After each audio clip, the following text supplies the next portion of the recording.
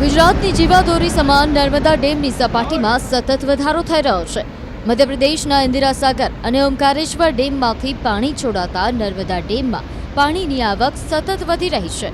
ડેમના 15 દરવાજા 3.80 મીટર ખોલી 4,04,577 લાખ ક્યુસેક પાણી છોડવામાં આવી રહ્યું છે. હાલ નર્મદા ડેમની સપાટી 133.46 મીટરથી વધી ગઈ છે. નર્મદા ડેમ 81.52% ભરાતા ડેમ વોર્નિંગ સ્ટેજ પર મુકાતા તંત્ર એલર્ટ થયું છે. નર્મદા ડેમમાં હાલ પાણીનો જથ્થો 8,077.90 MCM છે. નર્મદા ડેમ 81.52% ભરાયો છે. તંત્ર ડેમની સ્થિતિ પર ચાંપતી નજર રાખી રહ્યો છે. ભરૂચ નર્મદા કાંઠા વિસ્તારના 27 ગામો અને ભરૂચ નીચાણવાળા વિસ્તારોમાં એલર્ટ જાહેર કરાયું છે. ડેમની સપાટીમાં 24 કલાકમાં 15 સેન્ટીમીટરનો વધારો થયો છે. QR કોડ સ્કેન કરો અને ડાઉનલોડ કરો ન્યૂઝ 18 એપ. મેળવો ગુજરાત અને દેશ દુનિયાની પળે પળની અપડેટ્સ.